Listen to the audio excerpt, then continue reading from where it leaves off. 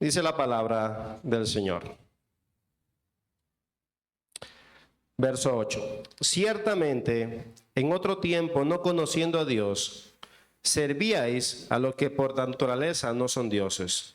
Mas ahora, conociendo a Dios, o más bien siendo conocidos por Dios, ¿cómo es que os volvéis de nuevo a los débiles y pobres rudimentos a los cuales os queréis volver a esclavizar? Guardáis los días, los meses, los tiempos y los años. Me temo de vosotros que haya trabajado en vano con vosotros. Os ruego, hermanos, que os hagáis como yo, porque yo también me hice como vosotros. Ningún agravio me habéis hecho. Pues vosotros sabéis que a causa de una enfermedad del cuerpo os anuncié el evangelio al principio. Y no me despreciasteis ni desechasteis por la prueba que tenía en mi cuerpo. Antes bien, me recibisteis como a un ángel de Dios, como a Cristo Jesús. Verso 15. ¿Dónde pues está esa satisfacción que experimentabais?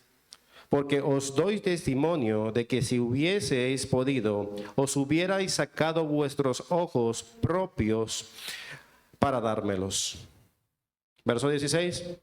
Me he hecho pues vuestro enemigo por deciros la verdad. Tienen celo por vosotros, pero no para bien, sino que quieren apartaros de nosotros para que vosotros tengáis celo por ellos. Verso 18. Bueno es mostrar celo en lo bueno siempre, y no solamente cuando estoy presente con vosotros. Hijitos míos, por quienes vuelvo a sufrir dolores de parto, hasta que Cristo sea formado en vosotros. Quisiera estar con vosotros ahora mismo y cambiar el tono, pues estoy perplejo en cuanto a vosotros. Verso 21. Decidme los que queréis estar bajo la ley. ¿No habéis oído la ley? Porque está escrito que Abraham tuvo dos hijos, uno de la esclava y el otro de la libre. Pero el de la esclava nació según la carne, mas el de la libre por la promesa, la cual es una alegoría, pues estas mujeres son los dos pactos. El uno proviene del monte Sinaí, el cual da hijos para esclavitud, este es Agar, porque Agar es el monte Sinaí en Arabia y corresponde a la Jerusalén actual, pues esta junto con sus hijos está en esclavitud. Mas la Jerusalén de arriba, la cual es madre de todos nosotros, es libre.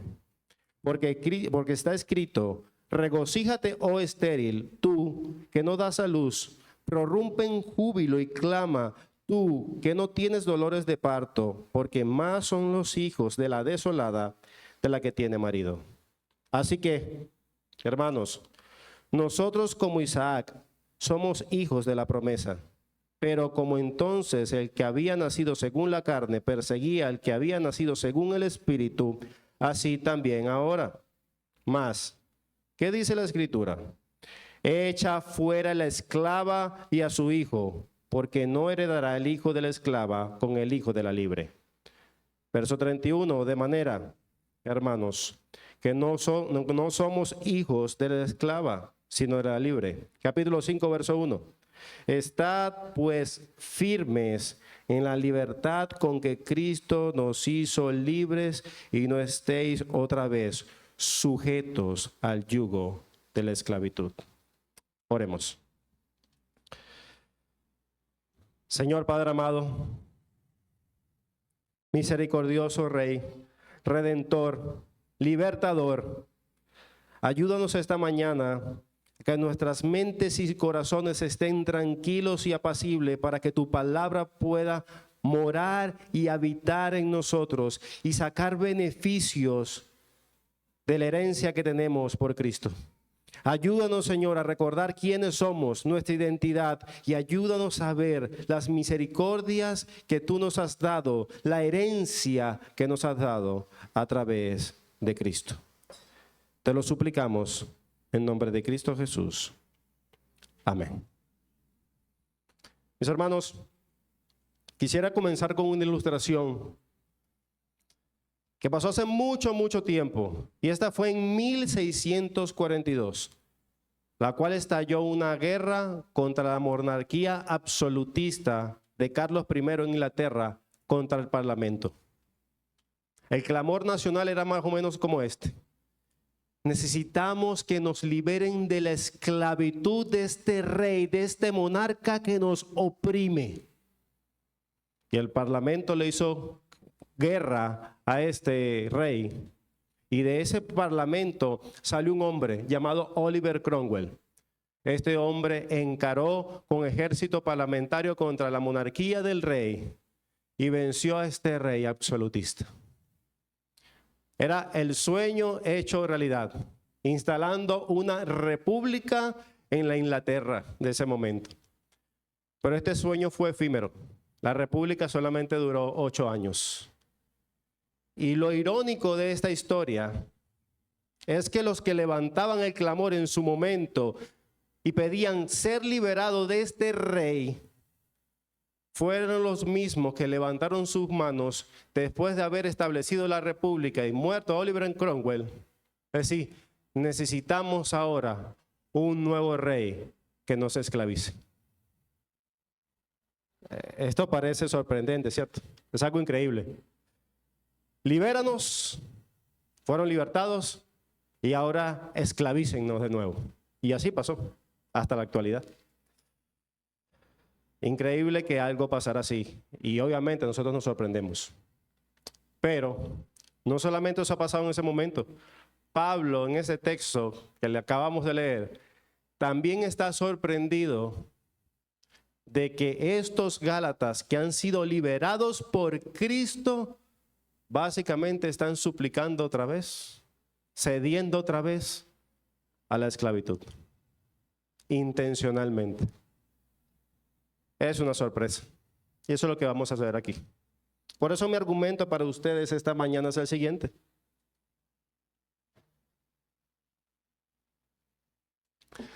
No vuelvan a la esclavitud.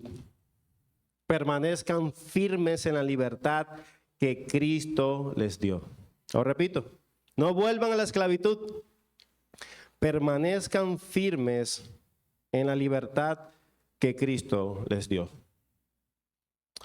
Pero antes de entrar en cómo estará dividido nuestro sermón homiléticamente, quiero que sepan de una vez cuál es el tono, a diferencia de los demás tonos de Gálatas, en cuanto a Pablo a ellos.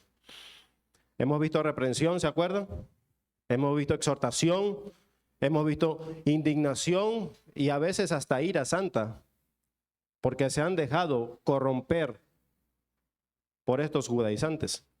Pero aquí Pablo le da un tono muy particular, muy paternal y pastoral.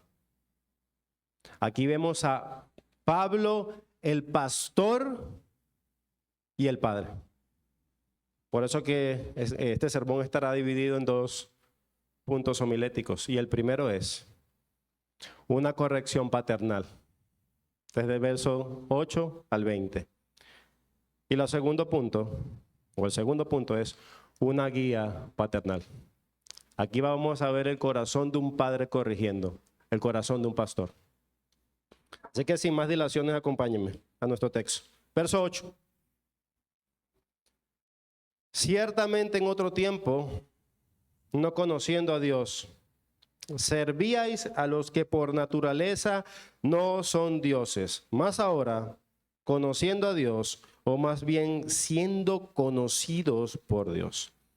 El apóstol Pablo comienza este texto recordando el pasado, los tiempos atrás, recordándole que ellos eran esclavos, eran gentiles, le está hablando a los gentiles, eran esclavos a rudimentos, a viejos rudimentos, a paganidades, a religiones paganas, eran esclavos.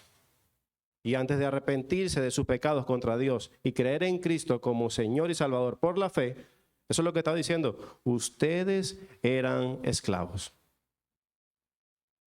Pero en el verso 9, Pablo hace un cambio. Más ahora, esta no es su realidad, más ahora ustedes conocen a Dios. O más bien, son conocidos por Dios.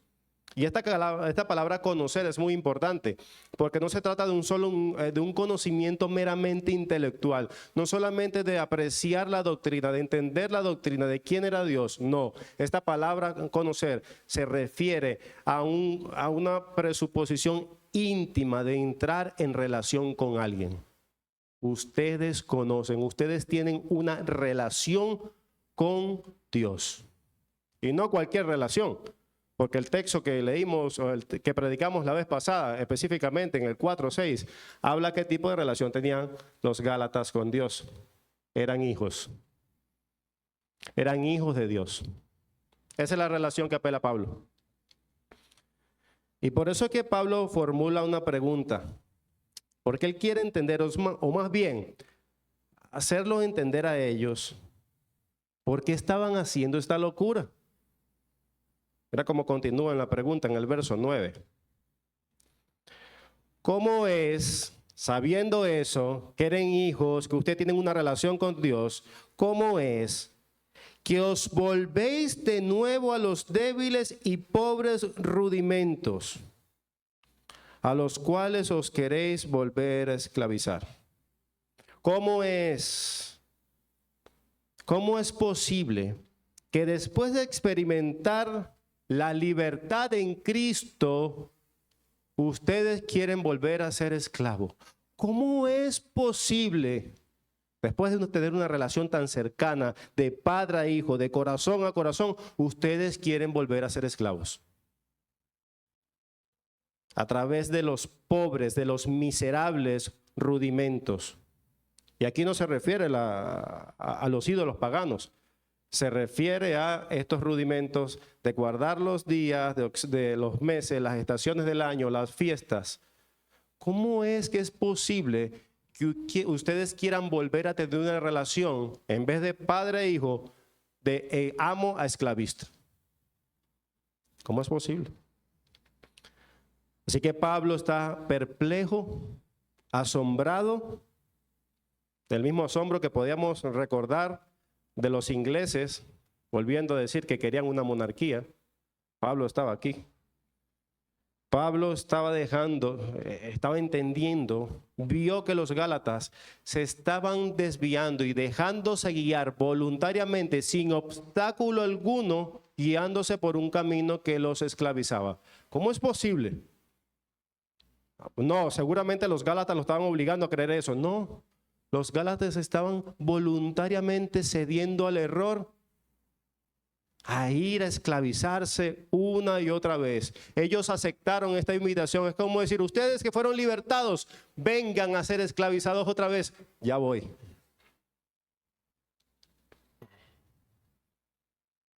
Habían aceptado la invitación de hacerse esclavos de nuevo.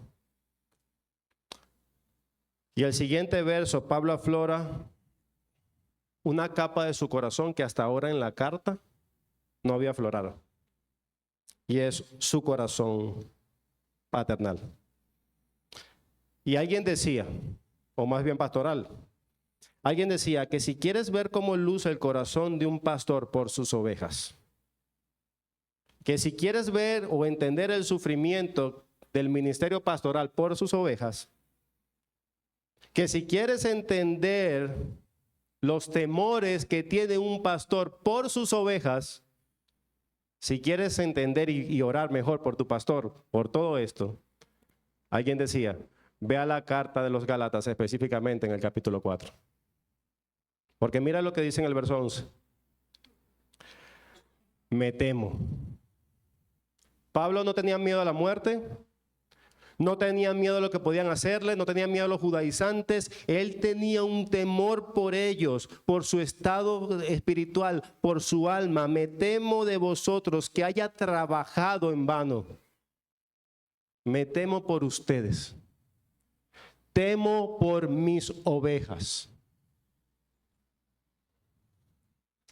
Y en estos días compartía una sección en las redes sociales de un pastor amigo, Jorge Artieri, que yo creo que nos ejemplifica y nos permite encarnar lo que Pablo tenía en mente de haber trabajado en vano con ellos. Lo duro que es el trabajo pastoral, o parte del trabajo pastoral. Y él decía, el pastor Jorge Altieri decía lo siguiente: un consejo, varios consejos no solicitados para los que desean trabajar en el ministerio pastoral. Es como decir, esperen que esto le va a pasar. Y él decía, si no quiere que te critiquen, no entres al ministerio. Si no quieres que escuchar opiniones de otros, buenas o malas, no entres al ministerio. Si no quieres ser confrontado cuando te equivocas, no entres al ministerio. Si no estás dispuesto a ser malentendido y que tus palabras las distorsionen, llegando a escucharse cosas que tú nunca quisiste decir, no entres al ministerio.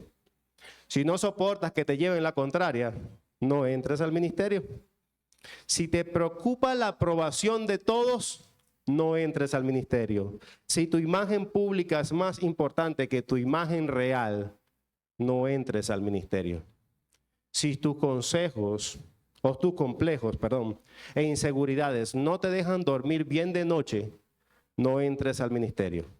Si no aguantas el calor de la cocina, no entres al ministerio. Si no estás dispuesto a sufrir, no entres al ministerio. Si no estás dispuesto a respetar, aun cuando te irrespeten, no entres al ministerio. Y podríamos seguir. Y si analizamos toda la carta a los Gálatas, cada una de estas verdades hicieron sus ovejas contra su pastor. Y esa es parte del ministerio. Pero Pablo tenía un temor de que su ministerio, de que todo este trabajo que él recibió en su cuerpo para beneficiarlos a ellos, todo este sufrimiento, todas sus enseñanzas, podría haber sido en vano si los Gálatas abandonaban el evangelio que es por la gracia. Si los Gálatas abandonaban el mismo evangelio y abrazaban esta idea de ser salvos, de ser justificados por las obras de la ley. Si los Gálatas se desvían, mi trabajo podría haber sido en vano. Eso es el corazón de un pastor.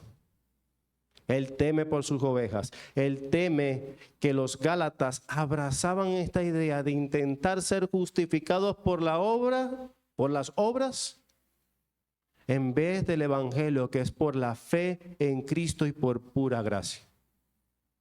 Me temo que haya sido en vano. Pero Pablo no se detiene allí. Es una reprensión fuerte, pero también llama a una reconciliación. Y yo creo que muchos aquí lo entenderían porque muchos aquí son padres. A veces tú les indicas a tus hijos, debes hacer esto, porque es lo mejor para ti, y ellos hacen todo lo contrario. Y pueden indignarse porque hicieron lo incorrecto, ¿cierto? Hay indignación, pero no lo dejas de amar porque ellos hicieron lo incorrecto, ¿cierto? Y esto es lo que Pablo estaba encarnando aquí, una indignación paternal. Paternal. Y mira cómo comienza el verso 12. Una reprensión, verso 12. Compasión. Os ruego. Cambia de tono. Os ruego. Él tiene perfecto dominio propio sobre sí, sobre sus sentimientos. Os ruego, hermanos. Cualquiera de nosotros diríamos, mira, los Gálatas se están portando así. Probablemente no son creyentes. Ya, descártalos, deséchalos. Os ruego, hermanos, que os hagáis como yo, porque yo también me hice como ustedes. Y en este verso Pablo expresa y les recuerda cómo él, siendo judío, se hizo como ellos. ¿Qué quiere decir esto? Que él entendió su pobredumbre espiritual, su bancarrota espiritual, que no podía traer nada, ni sus obras del judaísmo para ser salvo. Y yo me hice como ustedes. Yo no puse este obstáculo para que ustedes creyeran en el evangelio. Yo solamente prediqué al Cristo crucificado, resucitado y glorificado. El mensaje simple pero poderoso en el evangelio. Y era básicamente este. era el arrepentimiento por haber pecado contra Dios. Pero que teníamos un Salvador, el que podíamos depositar nuestra fe en Jesucristo. Y Él nos recubría de su justicia. ¿Recuerdan? Su justicia perfecta fue puesta sobre nosotros cuando creímos en Él, y nuestra injusticia fue dada a Él, fue tomada y pagada en la cruz. Él murió por nuestros pecados. Eso es lo que le predicó Pablo a los Gálatas. El simple pero poderoso mensaje del Evangelio. Decía, sigue diciendo el verso 2, y ningún agravio me habéis hecho. Pues vosotros sabéis que a causa de una enfermedad del cuerpo os anuncié el Evangelio al principio. Y no me despreciasteis, ni me desechaste por la prueba que tenía en mi cuerpo. Antes bien, me recibisteis como un ángel de Dios, como a Cristo. Una vez más, Pablo regresa. Él recuerda amorosamente aquellos primeros días de su ministerio con los Gálatas. Era sonriente, era gozo. Y él reconocía que tenía una enfermedad que cualquiera puede decir, mira, esta enfermedad produce asco, porque eso es lo que está diciendo Pablo. Y ustedes, a pesar de que yo tenía esta enfermedad en mi cuerpo, no me rechazaste, sino que me trataron, me recibieron como un ángel y como Jesucristo mismo. Su entusiasmo por el Evangelio y el amor por Pablo eran evidentes, eso es lo que estaba diciendo. Su entusiasmo, ustedes me recibieron, ustedes abrazaron el Evangelio, ustedes entendieron que la riqueza del Evangelio, estaban gozosos, era Cristo, solamente Cristo, y esta era mi riqueza. Ustedes entendieron eso, se deleitaban en eso, se deleitaban en mi compañía, me amaban, había gozo. Si le cortaban las venas a los Gálatas, salía evangelio y amor. Pero el verso 15, le preguntan, hey, ¿qué sucedió con ese gozo, con ese entusiasmo, con esa pasión por la verdad? ¿Qué pasó? ¿Qué cambió? Ustedes me amaban el evangelio, atesoraban las riquezas del evangelio, eran herederos. Podían morir ahí mismo defendiendo el Evangelio. Aún así, si yo les hubiese pedido que se sacaran los ojos por mí, ustedes me lo hubieran dado.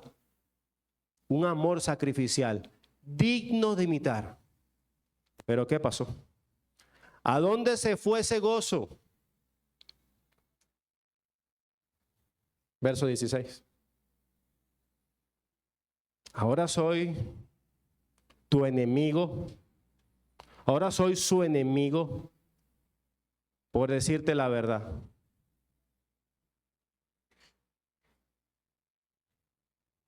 Esto se conoce como la soledad del pastor. Muchos lo han utilizado para eso.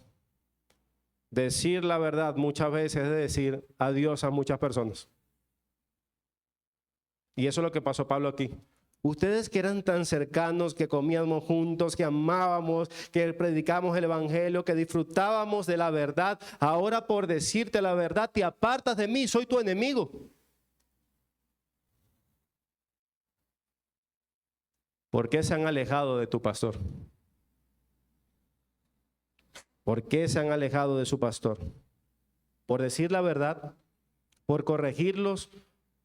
¿Por amonestarlos? Y no solamente se alejan de mí, sino que corren hacia el error. Si lo único que he hecho, Gálatas, es amarlos con la verdad. ¿Alguien se ha sentido así? ¿Has intentado amonestar a alguien con la verdad, con compasión, y se han alejado de ti? Pues eso es lo que Pablo está ejemplificando aquí. Un corazón herido, sollozando, porque los que decían que amaban, lo abandonaron. Por decirle la verdad. no hubiese pensado que ustedes se hubiesen apartado de mí por decirles lo que Dios dice. Yo sí los amo, a diferencia de los judaizantes. Verso 17. Porque estos sí tienen celo de vosotros, pero no para bien, sino que quieren apartarlo de mí para que ustedes tengan celo por ellos. Esto alguien lo llamó que los gálatas aplicaban lo mismo que aplican todas las sectas, y es el bombardeo de amor. Yo te ayudo, yo estoy aquí, aquel es malo, yo estoy aquí todo el tiempo para no llevarlos hacia Cristo, sino hacerlos adeptos a Él. La típica característica de las sectas: aislar a los demás de todo el mundo. Ellos son los únicos. Ellos están mal. No tienen comunión con otro tipo de creyentes, etcétera, etcétera, etcétera. Yo sí te amo, ellos no. Eso es lo que estaban haciendo los gálatas. Tienen celo para mal. Su celo y su amor por los gálatas no era genuino. No buscaban el bienestar espiritual ni de la iglesia. Querían seguidores adeptos y devotos hacia ellos. Esto es una marca de una secta. Pero el verdadero celo por Dios luce diferente en el verso 18. El verdadero celo por Dios podríamos decir que es constante y no depende de la presencia de un líder. No depende de que el pastor esté cerca, que su amor por Dios sea evidente y real. No depende de eso. Eso es lo que Pablo dice. Cuando yo estuve ahí, ustedes me amaban, pero ¿será eso? ¿Será que yo me fui y por eso me empezaron a hacer devotos a otros? No. La de verdadera devoción no depende de que un líder esté cerca. Esto me recuerda una historia y creo que es así. Hace mucho tiempo que la escuché. Y es que domingo tras domingo, al finalizar el culto, los hermanos se van a casa, un niño lloraba y lloraba porque terminaba la iglesia. Y un pastor le pareció interesante esto, porque lo veía domingo tras domingo, hasta que el pastor se acercó a él.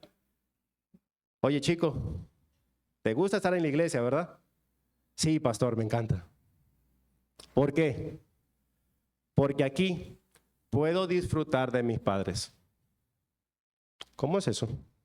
¿Me puedes explicar? Sí, porque cuando mis padres cruzan la puerta de la iglesia, se transforman en otra persona. Sus peleas son constantes, sus heridas entre ellos son constantes, nos gritan a mí y a mis hermanos constantemente. Y parecen, en vez de cristianos, demonios. Pero aquí en la iglesia, wow, los disfruto mucho. Mira cómo ríen, eso no lo hacen en casa. Mira cómo se comportan, eso no lo hacen en casa. Yo disfruto mucho de estar en la iglesia porque puedo disfrutar los padres que quiero. Y eso es lo que Pablo, la intención que está diciendo. La devoción a Dios no tiene que ver nada porque el creyente esté cercano a un líder, a un pastor, a quien sea. Nosotros somos creyentes aquí en la iglesia, por supuesto, pero cuando salgamos de esa puerta hacia afuera, tiene que ser la misma devoción al Dios que te salvó por gracia. Amén. Sabiendo esto, mire cómo continúa. Y aquí ya vimos el corazón pastoral y lo sigue llevando a un nivel más íntimo. Pablo está mostrando su corazón. Mira cómo comienza en el verso 9. ¿Qué le dice? Hijitos míos, mis niños pequeños, ustedes son míos, mis hijos, por quienes vuelvo a sufrir dolores de parto hasta que Cristo sea formado en vosotros. Pablo siente a los gálatas como sus hijos engendrados, como su madre. Y lo que estaba pasando con los gálatas a Pablo eran esto: lo que ustedes me están haciendo a mí, Imagínate, él lo sentía personal, porque a veces podemos pensar esto. Bueno, la salvación es personal, ¿lo han escuchado? Como que, bueno, el hermano no me interesa. Cada quien, ya yo le dije algunas cosas, cada quien. Pablo no era así, y de hecho eso es antibíblico, de hecho eso es satánico. Aquel cristiano que piense así, la salvación es individual, y es cierto, la salvación es personal, es cierto. Pero esto lo que quiere decir es que alguien no puede ser salvado porque tú creas. Pero un verdadero cristiano piensa de la misma manera que Pablo. Hijitos míos, porque vuelvo a sufrir dolores de partos. O sea, él está diciendo, mira, si entiendes que ya cuando nosotros tenemos un hijo, cuando las mujeres tienen un hijo y están en ese proceso de alumbramiento, es un terrible dolor, pero qué gozo después que tengan el niño en brazos. Qué gozo. Ustedes me están haciendo esto a mí, están haciendo literalmente esto.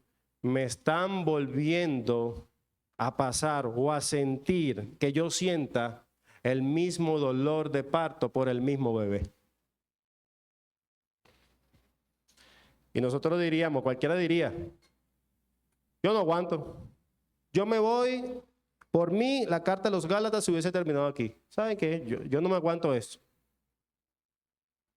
Pero lo que Pablo está diciendo aquí, ¿saben qué? Yo estoy dispuesto a sufrir ese dolor por ustedes otra vez. Eso es lo que Pablo está intentando decir aquí. Por quienes sufro dolores de parto nuevamente, y lo hago nuevamente hasta que Cristo sea formado en ustedes.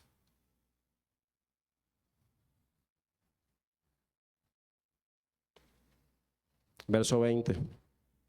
Quisiera estar presente con vosotros ahora y cambiar mi tono.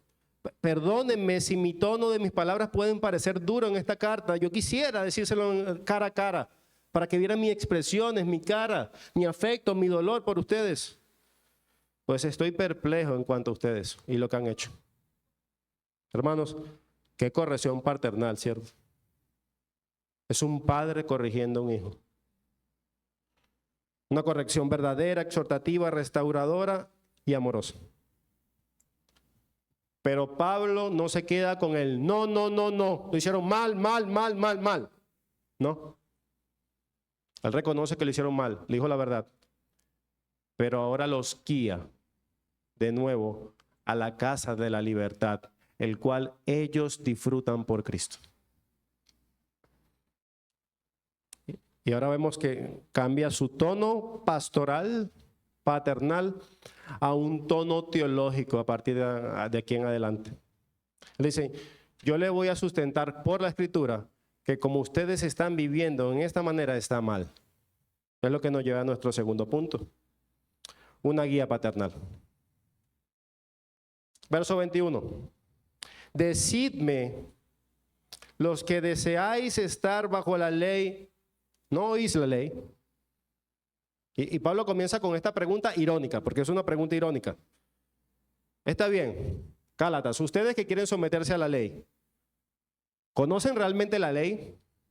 Porque si tanto quieren seguir la ley, escuchen con lo que la misma ley enseña a través de esta historia. Y esta historia que va a presentar Pablo es como una historia con 3 argumentos, con 3 pisos argumentativos. Alguien lo llamó que Pablo utilizó una pedagogía gráfica. Él ilustró de manera clara para que los gálatas entendieran lo que él quería decir. Y básicamente lo que va a exponer es esto, en estas 3 ilustraciones. Por un lado, él va a exponer que este sistema legalista que de intentar ganar la justificación por las obras de la ley, el favor de Dios, es incorrecto y eso te hace esclavo. Lo que hemos visto, ¿se acuerdan? Si intentas ganarte el favor de Dios, la justificación por las obras de la ley, eso es lo que va a producir contigo esa esclavitud. Eso es lo que vas a expresar. Y por el otro lado, va a expresar el otro sistema de gracia, que solamente recibimos salvación por medio de la fe en Cristo.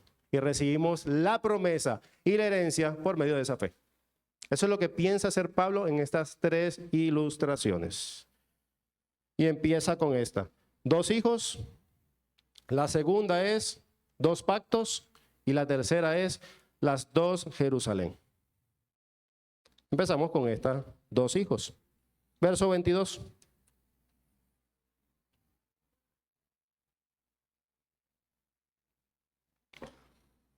Porque está escrito que Abraham tuvo 2 hijos, uno con la esclava, el otro con la libre. Pero el de la esclava nació según la carne, más la libre por la promesa. Entonces, Agar aquí es la esclava egipcia y representa el pacto de la ley. El sistema del esfuerzo humano para alcanzar la salvación es: yo voy a alcanzar la salvación, la justificación, haciendo obras.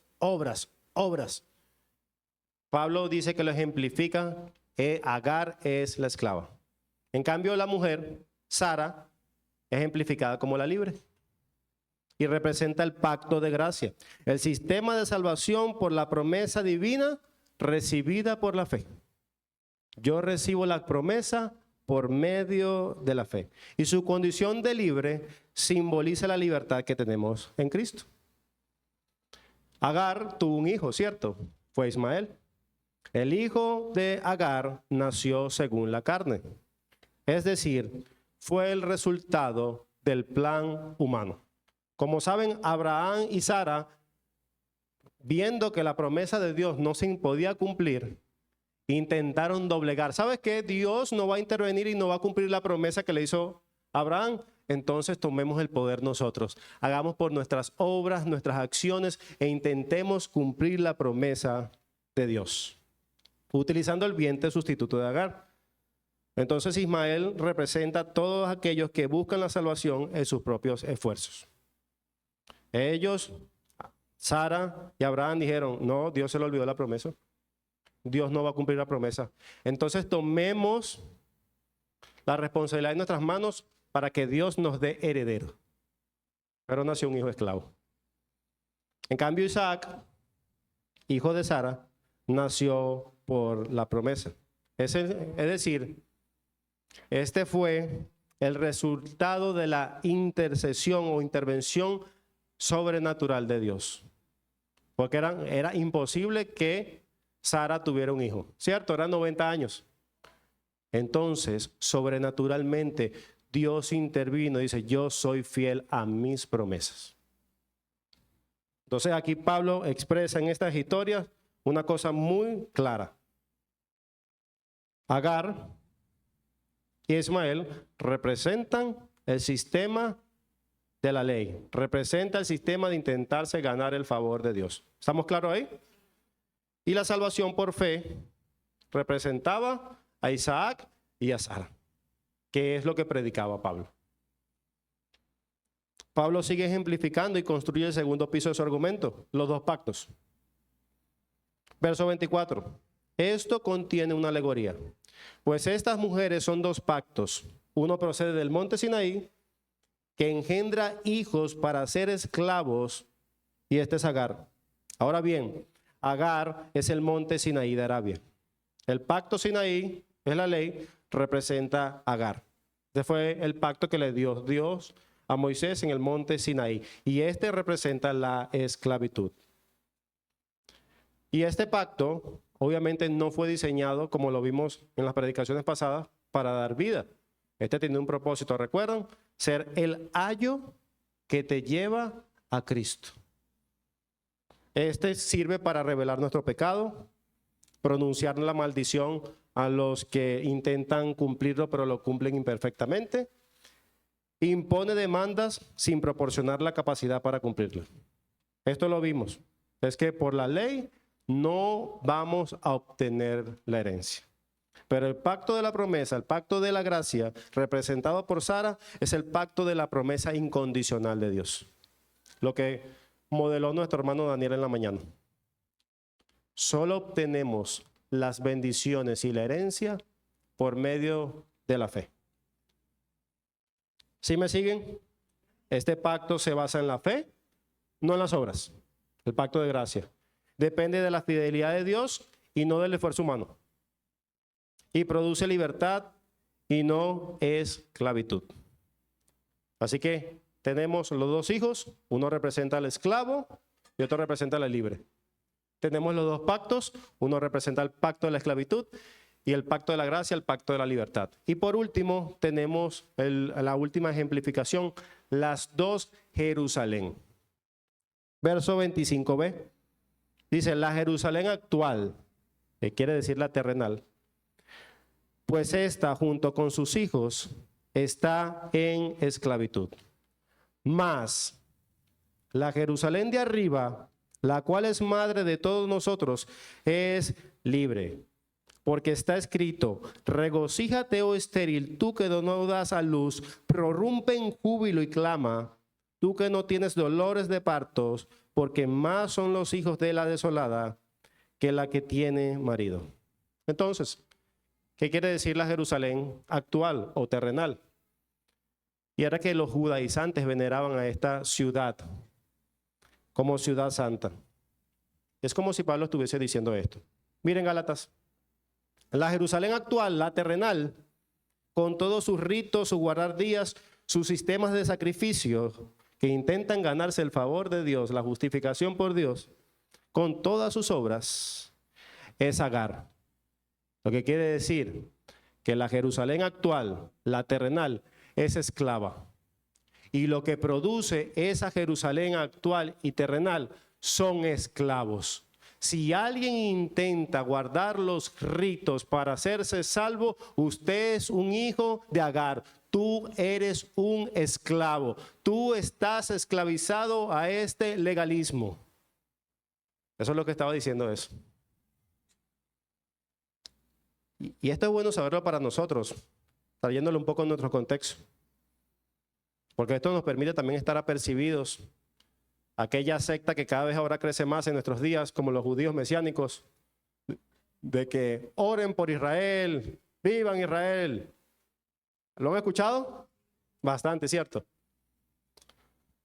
Pues, si me preguntasen a mí, pero ya podemos orar por Israel, por supuesto que sí.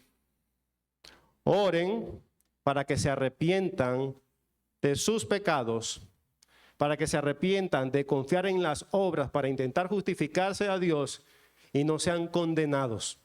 Y de la misma manera que vayan a orar por Israel, también oren por Rusia, por Palestina, por China, por Colombia, por Venezuela. Claro que tenemos que orar por las naciones, por supuesto que sí. Pero si intentas ganarte tu justicia por las obras, por guardar las obras de la ley, cualquier sistema que intente acercarse a Dios por las obras, tú eres un esclavo. Y recuerden, ¿por qué Pablo está haciendo todo esto? Porque está explicando teológicamente lo que estaban haciendo los Gálatas. Ellos estaban haciendo eso, estaban intentando volver a esclavizarse. Pablo le da una interpretación teológica de lo que ellos literalmente se habían puesto el yugo de la esclavitud. Si ustedes quieren confiar en esta Jerusalén actual y terrenal, ustedes son esclavos. Más la Jerusalén de arriba, la Jerusalén celestial. Pablo dice, ¿saben qué? Esta es la madre de todos. Su ciudadanía no se basa en el nacimiento, sino se basa en una verdad espiritual. Si tú te arrepientes de tus pecados, si tú crees en Cristo como Señor y Salvador, por medio de la fe, tú recibes entrada a esta ciudadanía celestial. Esta es la madre de todos. Y mira cómo luce esa Jerusalén celestial. Lo vemos en Apocalipsis 21.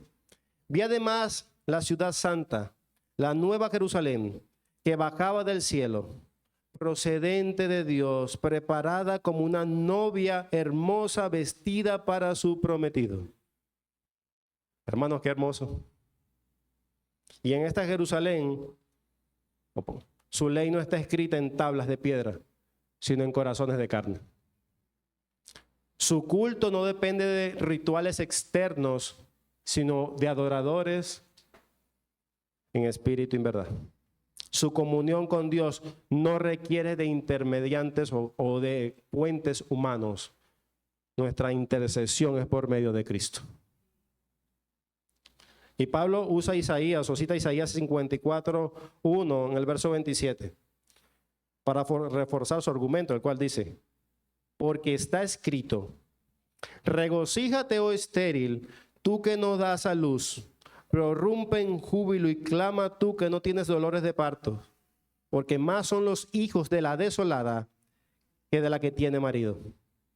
Alguien decía, explicando este texto, lo siguiente: la Jerusalén celestial es como Sara en su vejez, parecía estéril e incapaz de tener hijos según medios naturales. Sin embargo, por el poder sobrenatural de Dios, tendrá más hijos que la Jerusalén terrenal con todos sus recursos religiosos. La iglesia, nacida del Espíritu, superará al judaísmo en fecundidad espiritual. Gloria al Señor. Por medio de creer en Cristo, se está cumpliendo esa promesa, que serían benditas todas las naciones. Por medio del evangelio tendremos fecundidad espiritual. La que era estéril ahora será llamada madre de muchos. ¿Se acuerdan? Mira las estrellas, si la puede contar. Así serán los creyentes. Miren las estrellas, mira la cantidad. Dios mismo respondiendo a esta promesa a través de Cristo. Por Cristo serán benditas todas las naciones. Así que sabiendo eso, dice Pablo, verso 28, así que, sabiendo esto, hermanos, nosotros como Isaac somos hijos de la promesa.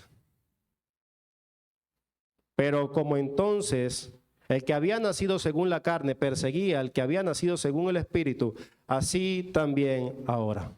Pablo prepara a sus hijos con una verdad ineludible, que todos lo que hemos creído por la fe en Jesucristo íbamos a ser de alguna manera perseguidos.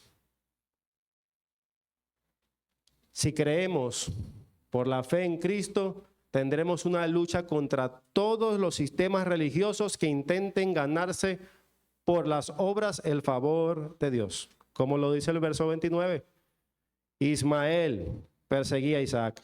Y esa palabra de perseguía es un acoso constante. También ahora, eso también está pasando ahora. Los hijos de la carne, los legalistas, persiguen a los hijos del Espíritu, los que creen en la justicia por la fe. ¿Ustedes creen que eso pasa hoy?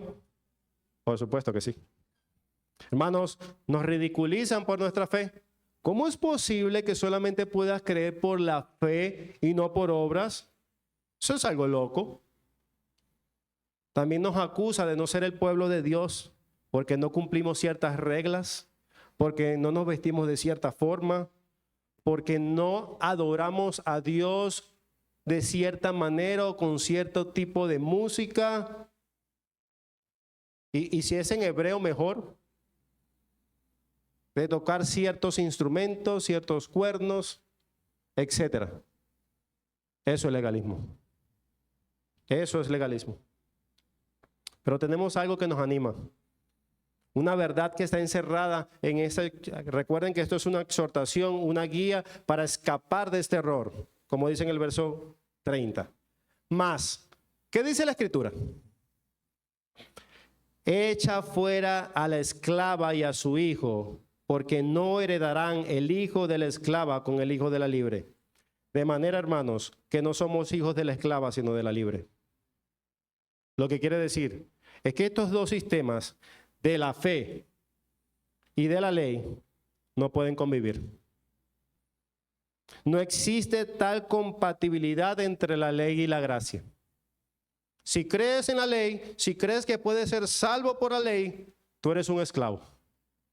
Si crees que guardar las obras de la ley, hacer las obras de la ley, puedes ganarte la justificación de Dios, tú eres un esclavo. Pero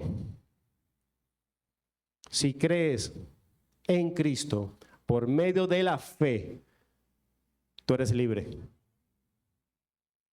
La herencia que es la salvación, la justificación, la santificación, las bendiciones del pacto, un reino, y pare de contar, pertenecen exclusivamente a los hijos de la libre. Como dice Gálatas 2:21, si por la ley fuese la justicia, Cristo murió en vano, pero no es así. Así que al igual que Sara instó a Ismael a que se fuera y fue expulsado para proteger la herencia de Isaac, Pablo exhorta a los Gálatas y le dice lo mismo: echa fuera a la esclava, echa fuera el legalismo de tu vida y de las iglesias, porque el legalismo es contrario a la gracia. Y hermanos, ahora una vez más, la pregunta va para nosotros.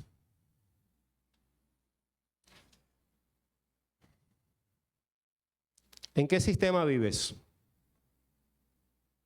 Pastor, yo he creído en el Señor Jesucristo, yo me he arrepentido de mis pecados, he creído por medio de la gracia, así que soy libre. Es una verdad teológica y objetiva. Pero ¿cómo vives? ¿Por qué haces lo que haces diariamente? ¿Ves a Dios como alguien que tienes que mantenerlo contento? Con ciertas prácticas que hagas diario, con ciertos devocionales, con cierto amor que tienes que hacerlo. Y no me malinterpreten, el cristiano salvado por gracia da frutos, pero la diferencia es el corazón. ¿Por qué lo haces y cómo vives? ¿Recuerdan la teología de la Margarita? Vivimos como me amas, no me amas, me amas, no me amas. Tú oras por esa necesidad de voy a buscar un encuentro con el Señor, u oras por ganarte el amor de Dios. Y estos son los ejercicios más básicos del cristiano. A las madres, a las esposas, tú vives obedeciendo la ley de Dios. Sí, yo me someto a mi esposo riñendo los dientes. Esto es lo que tiene que hacer el cristiano, para que Dios no se ponga bravo conmigo. Eso también es una forma de legalismo. Bueno, yo tengo que salir al trabajo porque tengo que proveer al varón, tengo que proveer, y esto si no, Dios me va a dejar de amar. Y sí, el hombre tiene que proveer para su familia, pero una vez más, ¿con qué corazón lo haces? No estoy hablando de la perfección, estoy hablando de por qué lo haces. ¿Por qué viniste hoy aquí? ¿Te paraste temprano? Bueno, simplemente porque esto es lo que hace un cristiano. Esto es lo que hace un cristiano, y no quiero que los demás digan que mi fe está fallando. Cuando la fe no tiene nada que ver con si asistes un domingo a la iglesia o no. El pastor está diciendo que no, que tenemos libertad de no asistir a la iglesia. No, nosotros tenemos que congregarnos porque amamos al Dios. ¿Y por qué estas preguntas? Porque a pesar de que tú y yo, al igual que los Gálatas, podemos estar creyendo que sí, somos libres, Cristo nos rescató, pero estás viviendo en una prisión legalista.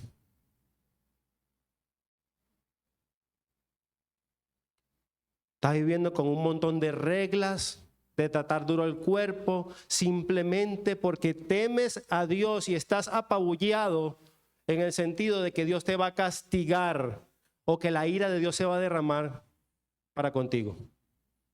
Pero es todo lo contrario. Dios no nos trata a nosotros como enemigos, sino como hijos. Y aún la reprensión que te puedas ganar, esa reprensión viene cargada de un amor sacrificial. Que Él va a hacer lo correcto, y que esa reprensión, si tú estás en cierto determinado comportamiento, Él te va a disciplinar por amor, no porque te odie. Tú no te tienes que ganar el amor de Dios. Cristo se ganó el amor de Dios perfectamente para con Él, y nos lo regaló a nosotros por gracia. Y eso es lo que estaba pasando en los Gálatas. Hey, ustedes están olvidando esto. Esto es una locura. ¿Cómo intencionalmente, sabiendo que han sido liberados y ahora gozan de la ciudadanía, de las riquezas, de la herencia de Dios? ¿Cómo es que está pasando esto? Que ustedes intencionalmente ahora quieren volver a ritos y tradiciones para intentar agradar a Dios. Cristo lo hizo perfectamente y se lo regaló a ustedes.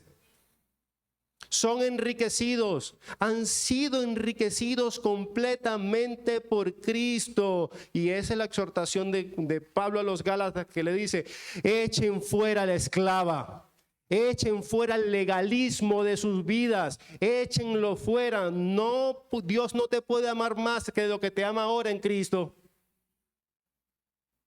Dios ama a Cristo perfectamente y ese amor se trasladó a nosotros cuando nosotros creímos en Cristo. Cuando nosotros caminamos, nos ve como si caminara Cristo, nos protege como a Cristo, nos exhorta y nos encamina como si Cristo estuviera ahí. Echa fuera a la esclava. Si hay un corazón legalista, y claro que lo hay, como decía el pastor Subel Michelén, nosotros somos legalistas en recuperación. Si hay un corazón legalista en nosotros que intenta ganarse el favor de Dios por nuestras obras, échalo fuera.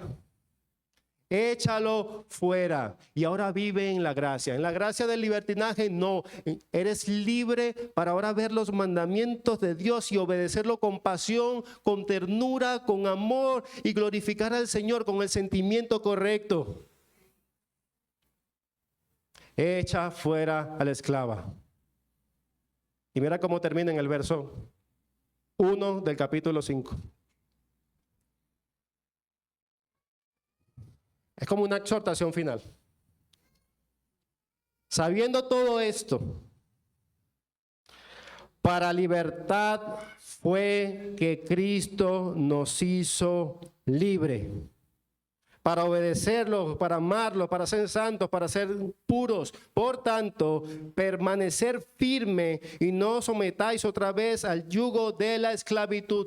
Permanezcan firmes. Si alguien lo quiere arrastrar de nuevo al sistema de legalismo, sean firmes, permanezcan firmes. Esto es una realidad intransferible y también inamovible. Nadie nos puede hacer caer de la libertad que tenemos en Cristo. Permanecer firmes en esta realidad, absolutamente nada. Recuerda ese corazón pastoral, ese corazón del apóstol Pablo paternal, diciéndole y recordarlo: ustedes tienen esto, no lo echen fuera.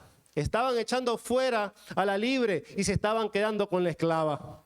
Pero es al revés: echen fuera al esclavo del legalismo y abracen la libertad que ahora tienen en Cristo. Y esto es una realidad para nosotros. Analiza tu vida y pregúntate por qué estás haciendo las cosas que haces. Y pueden ser las cosas más legítimas del mundo. Tú tienes que orar, tienes que venir a la congregación, tienes que tener comunión los unos con los otros, tienes que ser activo en el ministerio de los unos a los otros, tienes que amar a tus hermanos, pero todas esas cosas las haces porque amas a Dios, no para que Dios te ame. Escapemos del legalismo. Hermanos, la doctrina importa. La doctrina importa, porque alguien puede ser un creyente genuino y tener la carga del legalismo, pero para libertad fue que Cristo nos hizo libres.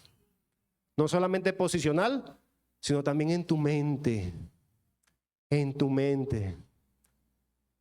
Echa el legalismo fuera de tu vida. Amén. Oremos.